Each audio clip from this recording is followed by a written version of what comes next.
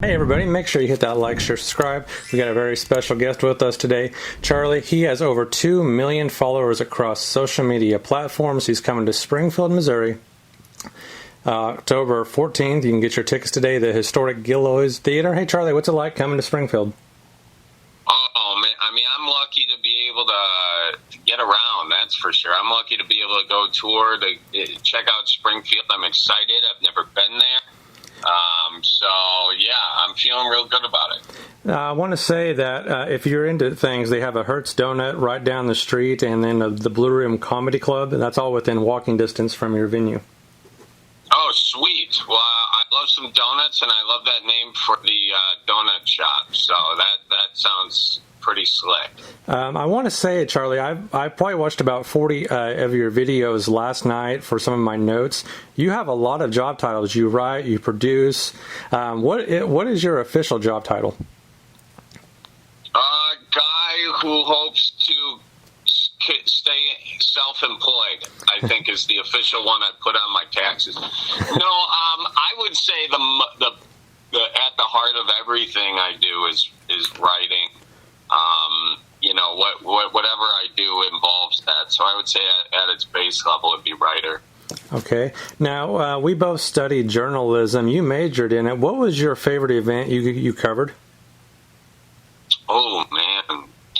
One of the most memorable ones, is I was covering one of the conventions, the Republican convention in Minneapolis, Minnesota. I was working for MTV back when MTV still did news, and I ended up getting arrested covering that protest. They just arrested all the reporters. I think that was the most unique thing that happened to me covering it. But probably my favorite, I got to do South by Southwest, which was kind of cool. That was very fun, and like Sundance, those were cool because you got to listen to the bands, you got to see the music, and I enjoy music quite a bit, and film and whatnot. So, All right. Do you have favorite music that you listen to now, or favorite bands? Yeah, historically, I've always been a Bob Dylan fan. Shout out to the Midwest guy, Bob Dylan, and Prince. Both from Minnesota, but we'll roll with it. Let's see here. These days, oh man, that's always a tough one. There's so much. Ted Hawkins has always been a favorite of mine. He's kind of. He's not around anymore, but if you're interested, I love his music. Ted Hawkins, check him out. Now, I want to say that I visited Los Angeles several times. You did stand-up at the Comedy Store. What was that experience like, and who did you look up to? Well, Bill Burr was always playing there, and mind you, this was in the main room that he was playing, and I was upstairs in the belly room. Which is a smaller stage. They have 3 stages there. That experience for me was much different than a lot of the comics you think about. I was doing bringer shows where you're not that good, so you got to basically ask your friends to come out there with you, and to come see you. Or I was the DJ, and then I would get stage time that way. I would play the music, the walk-up music, and I would do that in addition to a lot of open mics just to try and, get my foot in the door, and Sponsorship deal? I was like, I can't believe they're going to pay me, still kind of like that sometimes. But you almost don't believe it's real, and then you just want to do a really good job to make it worth the money for them, Well, I want to say your shorts are amazing, and that's one of a lot of comedians or shows are switching over to it. My favorite shorts from you are Dad Meets Daughter, Midwest Nice, and then the NFL in the store. How did you come up with those? Oh, thank you. I'm glad you watched those and enjoyed them. Each one is kind of a different story of how I came up with them. Midwest Nice is just kind of playing off the fact that everyone, can be a little bit overly nice in the Midwest, and so just once you have that as a concept, kind of it's a listing exercise. You just write off a bunch of those. The dad meets daughter's boyfriend. My sister actually came up with that idea, and Trevor Wallace, another creator, happened to be in town. And Trevor's a very great comedian, so we wanted to, get him in the video, and he was nice enough to do it.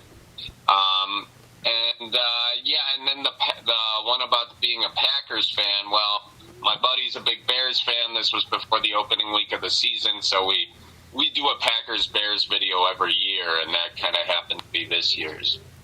I probably watched that video about 20 times. It's amazing. Oh, thank you very much. I appreciate that. I noticed that you and me, we actually have a lot of things in common on some of those interviews, on those questions. We both given speeches. You gave a commencement speech at the school. Do you wish that you can go back and add more to that speech or add anything to it?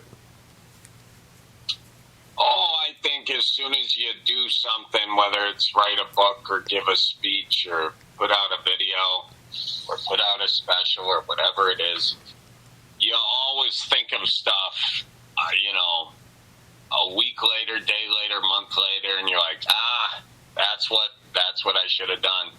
But you just put it in your notes section, and maybe you get another opportunity somewhere else down the line to say one thing or another. All right. We have both interviewed Joe Gatto from Impractical Jokers. What was that experience like?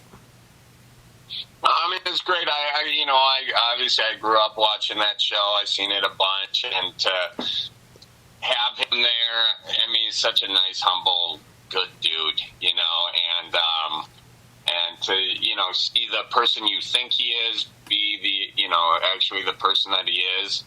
It's pretty reassuring and very cool to see aspects of the show that we like, but it's nice to hear what his are. Yeah. Do you have a favorite episode from that show? I don't. I mean, there's so many. I don't. Do you? Yeah, where they pranked a kid with the fake autographs. They stole the baseball at the baseball game. Oh, yeah.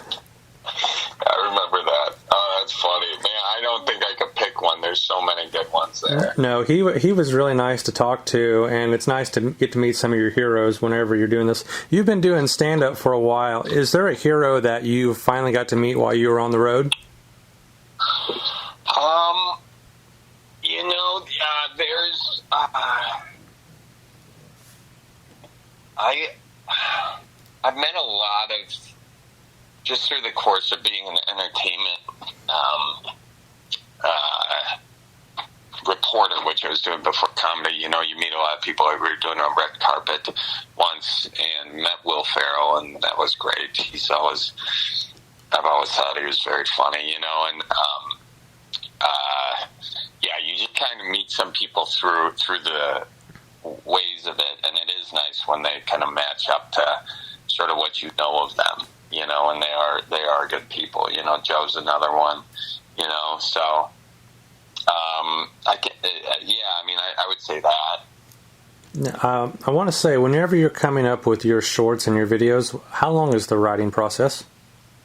Oh, it just depends. Sometimes it's literally 2 minutes. Sometimes it's hours and hours. And then, sometimes you shoot it and it's not that funny and you kind of have to rewrite it in the edit. So each video is its own unique beast in that regard. Nice. All right. I want to talk about all the merchandise that you have available on your website, how people can find it, and stuff for that. Oh, appreciate that. Yeah, if you just go to manswalkman.com and click on the merch section, or charlieberens.com, click on the merch section, they go to the same spot. But yeah, all of it's made in the USA, or most of it is, and it's all Midwest themed stuff. So, sweatshirts, hoodies, t-shirts, they say "Ope," watch out for deer, tell your folks I says hi. Like a lot of phrases we use, we just toss in that sucker as well. Well, my favorite phrase of yours is "keep her moving." Oh, nice. I love that. Yeah, we got a bunch of that stuff, too. Actually, I got an album coming out soon, right before Thanksgiving, and we wrote a song called "Keep Her Moving." So I hope you enjoy that when it comes out. All right. That was actually going to be one of the next questions. What are the plans for the rest of 2023 going into 2024? Yeah, well, finishing up this leg of the tour this year. We got, a few tour dates, maybe 10, 15, 20.